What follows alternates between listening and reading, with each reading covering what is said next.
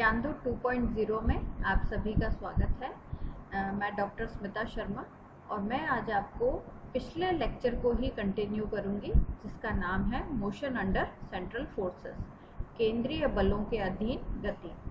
इससे पूर्व हमने इस टॉपिक से रिलेटेड 2 लेक्चर्स पढ़े थे, जिसके अंदर हमने केंद्रीय बल क्या होते हैं, उनकी परिभाषा, उसकी कुछ विशेषताएं और उससे जुड़ी हुई गति की समीकरण क्या होती है, इन सभी के बारे में पढ़ लिया था। साथ ही साथ हमने केपलर के नियम, गति के जो नियम हैं उनके बारे में जानकारी प्राप्त की थी। गुरुत्वीय क्षेत्र की तीव्रता, गुरुत्वीय विभव क्या होता है, उन्हें कैसे ज्ञात करते हैं, उनके बारे में हमने पढ़ लिया था। साथ ही हमने एक गोलीय कोश के लिए गुरुत्वीय विभव का मान कैसे ज्ञात किया जाता है, ये हमने निकाल लिया था इससे पूर्व वाले लेक्चर में। आज इस लेक्चर में हम गुरुत्वीय विभव का मान किसी ठोस गोले के लिए कैसे ज्ञात करते हैं, अलग अलग स्थानों पे विभव का मान किस प्रकार से परिवर्तित होता है, इसके बारे में हम अध्ययन करेंगे। साथ ही साथ हम गुरुत्वीय स्थितिज ऊर्जा, गुरुत्वीय स्व ऊर्जा के बारे में पढ़ेंगे और उन्हें कैसे ज्ञात करते हैं, वह प्लैनेट्स के बनने में कैसे रोल प्ले करती हैं, उनके बारे में हम समझेंगे। और लास्ट में हम गॉस इक्वेशन और पॉइसन इक्वेशंस के बारे में भी पढ़ेंगे। तो चलिए हम शुरू करते हैं। सबसे पहले हम पढ़ेंगे ठोस गोलीय पिंड या ठोस गोले के कारण गुरुत्वीय विभव का मान कैसे ज्ञात कर सकते हैं। अब देखिए, इससे पहले वाले लेक्चर में हमने किसी गोलीय कोश के कारण गुरुत्वीय विभव का मान ज्ञात किया था। हम ठीक इसी प्रकार से जैसे हमने गोलीय कोश का निकाला था, वैसे ही हम ठोस गोले का भी ज्ञात करेंगे। और इसके लिए हम पहले एक गोला लेंगे और साथ ही साथ हम एक बिंदु P निर्धारित करेंगे, जिसको हम 3 अलग अलग स्थानों पर रखेंगे, एक बार बाह्य, एक बार सतह के ऊपर और एक बार अंदर की ओर। तो तीनों केसेस में हम विभव का मान क्या होगा वो हम ज्ञात करेंगे। तो चलिए, अब इसके अंदर देखिए, चित्र में आप देख सकते हैं एक गोलीय पिंड हमने ले लिया। माना इसका द्रव्यमान कैपिटल M है, ठीक है, ये ठोस है पूर्ण रूप से, और इसकी जो त्रिज्या है वो हमने कैपिटल R मान ली। अब ये ठोस गोला है, इसका घनत्व ρ है और इसका केंद्र हमारा O पर स्थित है। अब O से स्मॉल r दूरी पर कोई बिंदु, मान लीजिए बिंदु P स्थित है, जहां हमें विभव का मान ज्ञात करना है। यहाँ ध्यान रखिए, R जो है वो बाह्य बिंदु है, इसलिए स्मॉल r का मान कैपिटल R से बड़ा होगा। अब इसको ज्ञात करने का जो टेक्निक है वो आपको बताती हूँ। हम क्या मानते हैं कि ये जो पूरा ठोस गोला है, ये ठोस गोला ऐसे मान सकते हैं कि ये बहुत सारे हमारे गोलीय कोश हैं जो एक के ऊपर एक लगा दिए और फिर उसके पास आपका ठोस गोला बन गया। ये कुछ ऐसा ही हम समझ सकते हैं जैसे हमारे प्याज होता है। प्याज के अंदर अलग अलग छिलकों को एक के ऊपर एक चिपका के पूरा प्याज बना हुआ होता है। ठीक उसी तरीके से हम अलग अलग त्रिज्याओं के गोलीय कोश एक के ऊपर एक लगाते गए और हमें एक ठोस गोला प्राप्त हो गया। तो हम ये सपोज करते हैं यहाँ पे कि M1, M2, M3 इत्यादि द्रव्यमान वाले विभिन्न गोलीय कोश हैं। और ख़ास बात इसमें ये मान ली कि हर एक की जो त्रिज्या है वो तो अलग होगी ही, R1, R2, R3 क्रमशः इनकी त्रिज्या है और ये सकेंद्रीय है, यानी इनका केंद्र सबका एक ही है। ऐसी स्थिति में हम सिर्फ एक गोलीय कोश के कारण P पर गुरुत्वीय विभव का मान पूर्व में ज्ञात कर चुके हैं। तो उस सूत्र का हम फॉर्मूले को हम यहाँ पर डायरेक्टली काम में लेंगे। तो हमने इससे पहले जब गोलीय कोश का मान पढ़ा था, तो गोलीय कोश के लिए हमने क्या करा था, हमने एक रिंग मानी थी। उसको सॉल्व करने की जो तरीका था, उसमें हमने एक रिंग कंसिडर करी थी और फिर बाह्य बिंदु पर इस रिंग के कारण गुरुत्वीय विभव का मान निकाला था। फिर उसको इंटीग्रेट करके पूरे गोलीय कोश के लिए निकाल लिया था। और ये जो गोलीय कोश के लिए जो हमारा गुरुत्वीय विभव का मान आया था, वो ये आया था -g2πr sigma upon r into 2r। ठीक है, तो ये फॉर्मूला हम यहाँ पर ठोस गोले के अंदर भी काम में डायरेक्टली ले लेंगे। तो हमने क्या लिख लिया कि मान लीजिए एक गोलीय कोश है जिसका द्रव्यमान m1 है, तो उसके कारण P बिंदु पर जो विभव का मान होगा वो होगा गोलीय कोण का द्रव्यमान इंटू g अपॉन r। तो ये m1 g अपॉन r होगा। अब यहाँ r ही रहेगा क्योंकि सकेंद्रीय गोलीय कोश है, इसलिए P बिंदु से उन सभी केंद्रों से जो P बिंदु की दूरी है वो सभी गोलीय के कोशों के लिए समान रहेगी। तो इस प्रकार से हम अलग अलग गोलीय कोश का अगर गुरुत्वीय विभव का मान निकालें तो वो हो जाएगा -gm2 upon r -gm3 upon r and so on.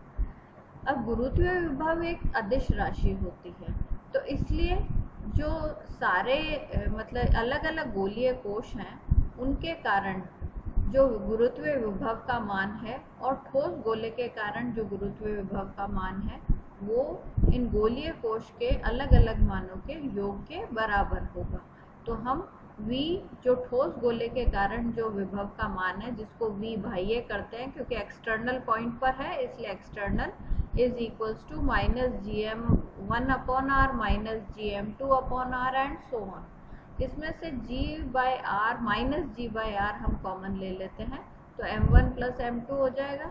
अब m1 प्लस m2 ये सारे गोलीय कोश के द्रव्यमान मिलके तो एक गोला ही बनाएंगे, तो गोले के द्रव्यमान कैपिटल M के बराबर होगा। तो हमारे पास v एक्सटर्नल का मान आ गया -gm अपॉन r, या v is inversely proportional to r। ये हमारा गुरुत्वीय विभव का मान ऋणात्मक होता जाता है और r अनंत पर v बाह्य का मान 0 होगा। ये तो हमने पहला केस कर लिया। अब अगर मान लीजिए इस बिंदु P को खिसका के हम गोले की सतह पर रख दें, तो इसमें कुछ हमें सॉल्व करने की ज़रूरत ही नहीं पड़ेगी, क्योंकि इस फॉर्मूले में यहाँ r के स्थान पर जो दूरी है वो कैपिटल R हो जाएगी। तो कैपिटल R हमारी लिख देने से v सतह जो होगा विभव, जो सतह पर विभव का मान जो होगा वो -gm अपॉन कैपिटल R हो जाएगा। अब तीसरा केस हम कर लेते हैं, जो कि आंतरिक बिंदु gravitational potential at an internal point. अब इसके लिए आप देख सकते हैं कि P बिंदु को हम एक ठोस गोलीय पिंड के अंदर स्थित मानते हैं, ठीक है, और उसका केंद्र से उसकी दूरी r है। अब निश्चित है अगर वो गोले के अंदर स्थित है तो r का मान कैपिटल R से छोटा होगा। अब इसके अंदर हमारे को थोड़ा सा इंटेलिजेंटली हम काम करेंगे। जैसे P हमने मान लिया, तो यहाँ तक का मान तो हम एक ठोस गोले का फॉर्मूला हमने पढ़ रखा है सतह तक, उसके कारण विभव का मान निकाल लेंगे। और बाहर जो हिस्सा है, बाह्य हिस्सा है, वो हम कैसे निकालेंगे? हम सकेंद्रीय गोलीय कोश की सहायता से निकालेंगे। तो ये हम दो टुकड़ों में, यानी P बिंदु पर विभव का मान दो टुकड़ों में मान लेंगे। एक तो इस गोलीय ठोस गोला जिस पर P बिंदु सतह पर रखा है उसके कारण विभव, और बाहर जो गोलीय कोश है उनके कारण विभव का मान के बराबर होगा। तो हमारे पास दो केसेस हो गए, हम दोनों का मान ज्ञात कर लेते हैं। अब इसके लिए हमने सपोज कर लिया कि मान लीजिए एक आंतरिक ठोस गोला जो है वो तो उसकी त्रिज्या तो r होगी, है ना, तो उसका जो द्रव्यमान है वो कितना होगा? वो होगा, द्रव्यमान हमेशा वॉल्यूम इंटू डेंसिटी होता है, आयतन इंटू घनत्व, तो 4/3 πr³ इंटू रो हो जाएगा, है ना। और इसके कारण जो गुरुत्वीय विभव का मान P बिंदु पे होगा वो उसी फॉर्मूले को यूज करके -gm अपॉन r वाले फॉर्मूले को ही यूज करेंगे। तो -g इंटू आंतरिक गोले का द्रव्यमान वो हम निकाल चुके हैं, 4/3 πr³ रो अपॉन r। इसको थोड़ा सा सिंप्लीफाई करके हमने V1 का मान तो ज्ञात कर लिया। अब हम V2 का मान, यानी बाहर जो P बिंदु के बाहर जो पूरा शेष गोले का हिस्सा है उसके कारण हम निकालने के लिए मान लेते हैं कि हमने एक यहाँ पर गोलीय कोश ले लिया जिसकी केंद्र से उसकी जो दूरी है वो x है और उसकी मोटाई dx है। ठीक है, तो इस कारण से हमने एक गोलीय कोश ले लिया, उसकी त्रिज्या x हो गई और मोटाई dx हो गई। तो सबसे पहले हम उसका आयतन निकालेंगे, क्योंकि हमारे को इसका द्रव्यमान निकालना पड़ेगा। तो आयतन कितना होगा? कोश का आयतन जो होता है पृष्ठ के क्षेत्रफल इंटू मोटाई के बराबर होता है। तो पृष्ठ का क्षेत्रफल हो जाएगा पाई आर स्क्वायर, यहाँ पर त्रिज्या r जो है वो x के बराबर है, इसलिए यहाँ आ जाएगा pi X square into D X. अब पाई इसको अगर घनत्व से गुणा कर दे तो द्रव्यमान मिल जाएगा, तो हमने घनत्व से गुणा करके कोश का द्रव्यमान ज्ञात कर लिया। अब गुरुत्वीय विभव का मान ठीक उसी प्रकार से निकालेंगे, उसी सूत्र से जैसे गोलीय कोश का निकलता है। तो कोश के कारण बिंदु P पर विभव का मान क्या होगा? माइनस जी एम अपॉन आर होता है, जहाँ m कोश का द्रव्यमान और r कोश की त्रिज्या होती है। तो यहाँ मैंने कोश का द्रव्यमान बटे कोश की त्रिज्या लिख लिया। तो दोनों के मान रख देते हैं और उसको सिंप्लीफाई कर लेते हैं। अब हमें मालूम है, क्योंकि ये जो गोलीय कोश है ये तो हमने एक कोश माना है, लेकिन उस कोश का मान कहाँ से कहाँ तक बदलेगा? चित्र में आप देखेंगे तो यहाँ से लेकर इस जगह तक ये कोश का मान बदलेगा। तो यहाँ पर जो x का मान है वो स्मॉल r के बराबर है और यहाँ पर कैपिटल R के बराबर है। तो हमने जो विभव का मान अभी निकाला है P बिंदु पर वो इतना है। इसके अंदर टोटल विभव का मान निकालेंगे तो इंटीग्रेट करेंगे हम स्मॉल r से कैपिटल R तक। तो इंटीग्रेट कर देते हैं, इंटीग्रेशन के बाद हमें V2 का मान प्राप्त हो जाता है। इस प्रकार से दोनों विभव हमें मिल गए। तो कुल बिंदु P पर जो गोलीय पिंड के कारण जो गुरुत्वीय विभव है वो V1 प्लस V2 होगा। दोनों मान रख के हम थोड़ा सा उसको सिंप्लीफाई करते हैं। जो राशियाँ कॉमन है उनको कॉमन लेके हम इसको सिंप्लीफाइड फॉर्म में इस प्रकार से लिख देते हैं। अब जब ये फॉर्म आ गया, उसके अंदर इन्होंने क्या कराया है, आर क्यूब को बाहर निकाल लिया। आर क्यूब को बाहर निकालने से आपके पास कुछ ये फॉर्म आ गया, लेकिन यहाँ पर क्या हो गया, 4/3 पाई आर क्यूब रो, ये कैपिटल M के बराबर हो जाता है, तो हमने इसको M लिख दिया। तो आपके पास minus G M 3r² minus r² upon 2r³ का फॉर्म आ गया, जो कि आंतरिक विभव को प्रदर्शित करता है। अब अगर यहाँ स्मॉल r 0 होगा तो भी गुरुत्वीय विभव का मान जो है वो 0 नहीं होगा, 3/2 m अपॉन r इंटू जी के बराबर होगा। इसका मतलब ये है केंद्र पर भी, गोलीय पिंड के केंद्र पर भी विभव का मान 0 नहीं होता, और सतह पर जो होता है वो होता है हमारा माइनस जी एम अपॉन आर। तो अगर दोनों की तुलना करें तो केंद्र पर जो विभव का मान है वो 3/2 times of v on the surface के बराबर होता है। अब अगर हम इसको ग्राफिकली शो करें तो आपको देखिए ठोस गोलीय पिंड है, इसके बाहर तो माइनस जी एम अपॉन आर के हिसाब से परिवर्तित होता है, सतह पर माइनस जी m upon r capital R हो जाता है, और उसके बाद में minus G M 3r² minus r² upon 2r³ से बदलते हुए सेंटर पर minus 3/2 g m upon r हो जाता है, और इसी प्रकार से दूसरी साइड भी ऐसे ही परिवर्तन होगा। तो ये हमने पढ़ा गुरुत्वीय विभव का मान ज्ञात करना किसी ठोस गोले के कारण बिंदु P पर। अब हम एक दूसरी डेफिनेशन पढ़ते हैं जिसको हम कहते हैं ग्रेविटेशनल पोटेंशियल एनर्जी। अब ग्रेविटेशनल पोटेंशियल एनर्जी क्या होगी? किसी कण की स्थितिज ऊर्जा को उसकी गुरुत्वीय स्थितिज ऊर्जा कहते हैं। अब ये कब होगी? जब वह उसकी स्थिति कहाँ हो? गुरुत्वीय क्षेत्र में। यानी गुरुत्वीय क्षेत्र के अंदर अगर किसी कण की स्थितिज ऊर्जा है तो उसे हम गुरुत्वीय स्थितिज ऊर्जा कहते हैं, और उसका मान उस कार्य के बराबर होता है जो उस कण को एक निश्चित पॉइंट से वर्तमान स्थिति तक लाने में किया जाता है। यानी अगर अनंत दूरी से लेकर आए तो वहां पर हम स्थितिज ऊर्जा को 0 मान सकते हैं, वहां से to a given point in the gravitational field हम उसको निकालते हैं।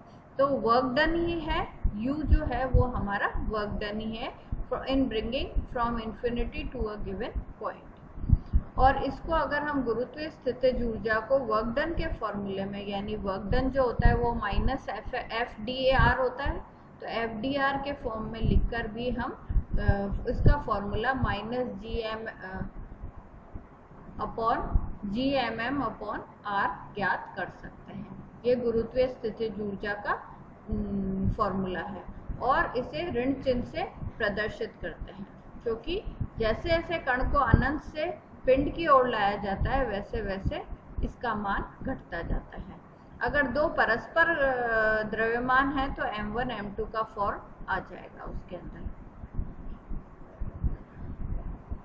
ये वाला minus g m1 m2 upon r के फॉर्म में आ जाती है अगर दो पिंड हैं।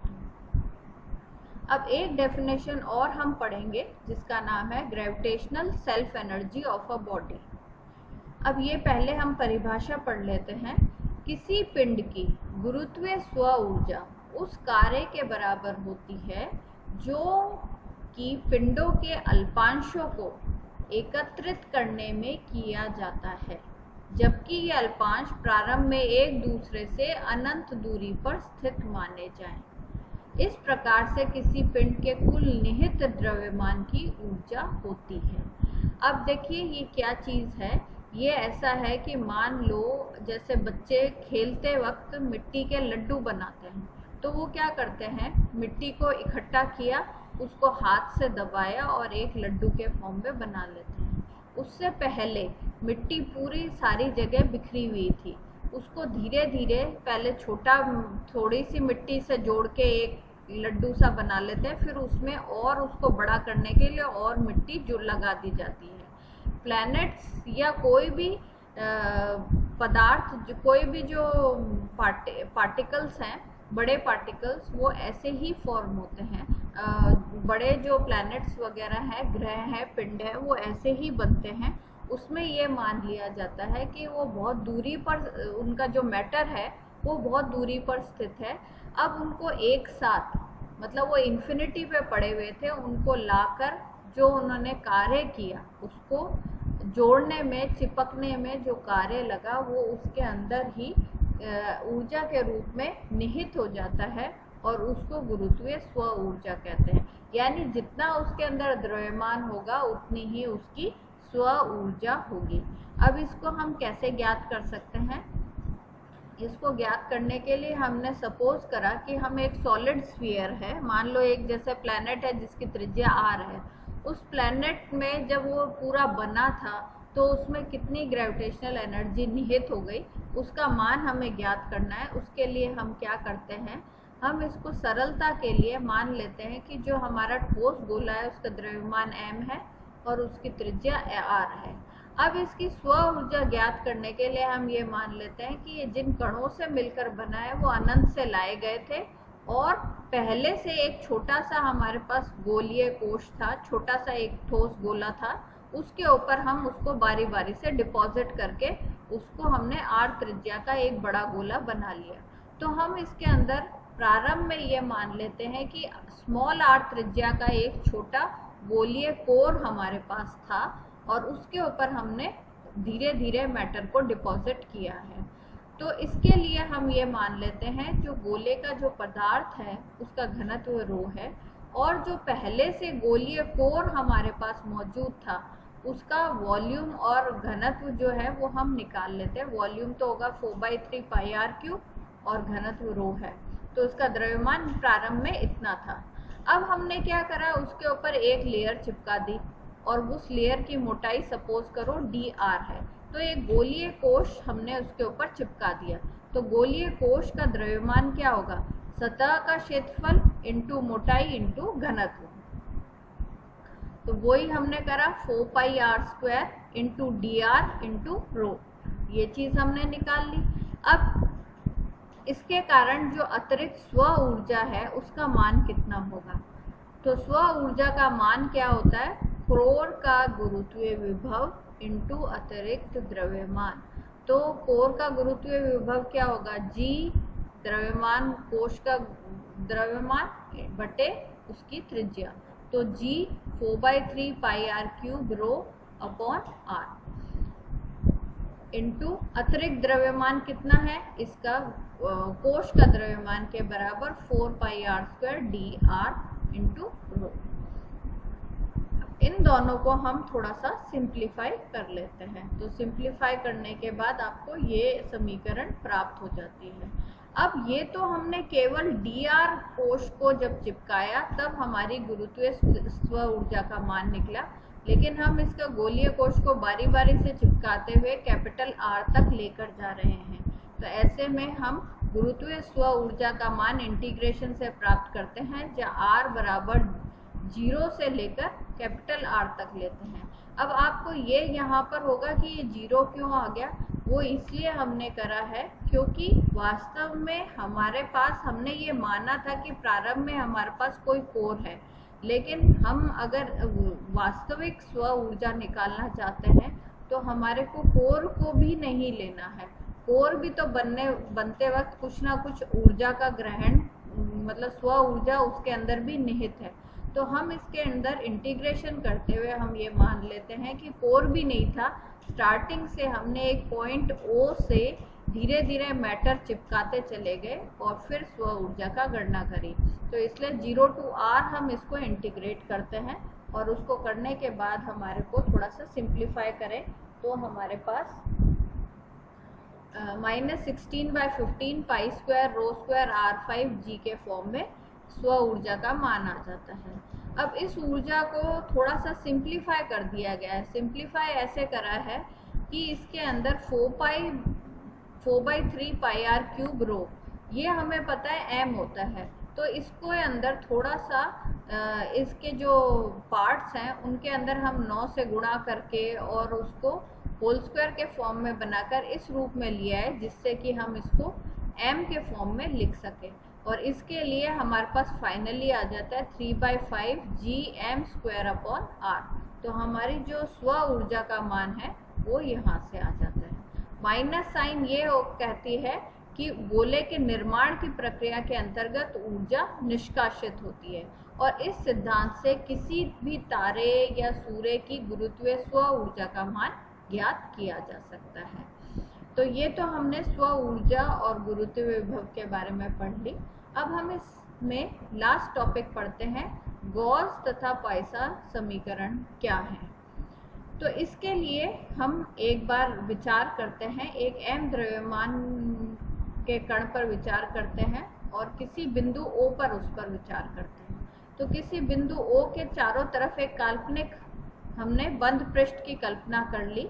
तो उसके कारण उस बंद P बिंदु, इस O पर कण के स्थित होने के कारण बिंदु P पर गुरुत्वीय क्षेत्र की तीव्रता का जो मान है वो होगा, हमने पढ़ रखा है, -gm/r², क्योंकि O से P की दूरी r है और वेक्टर होता है, इसलिए r उसका यूनिट वेक्टर है।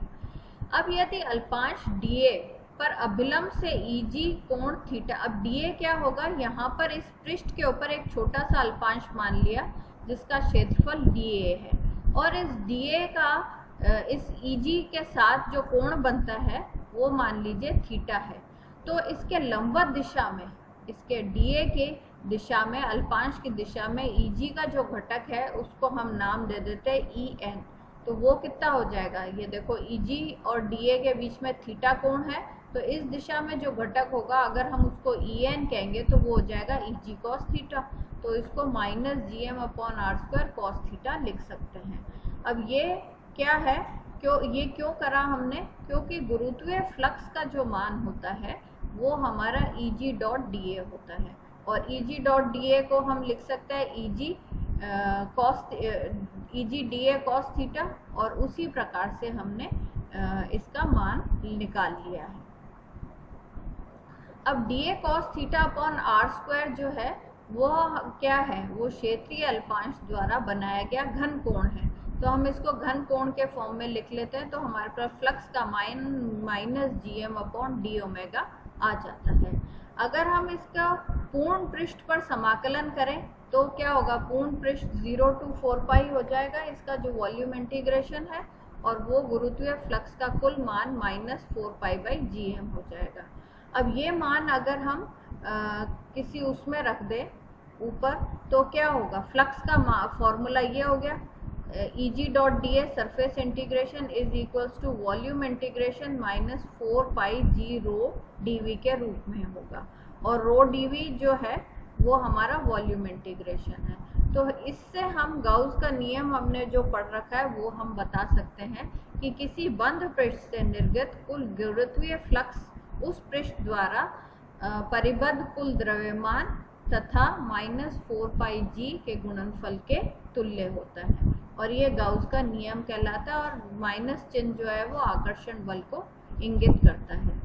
अब इसमें क्या है, एक साइड में तो सरफेस इंटीग्रेशन है, दूसरी तरफ वॉल्यूम इंटीग्रेशन है। अब हम इसके अंदर क्या कर सकते हैं, हम पृष्ठ समाकल को आयतन समाकल में रूपांतरित कर सकते हैं। कैसे, देखिए हमने पढ़ रखी है डाइवर्जेंस थ्योरम से E.da surface integration is equals to divergence of Eg.dv। तो इसी तरीके से हम इसके अंदर इसको E.da को डाइवर्जेंस के फॉर्म में लिख लेते हैं।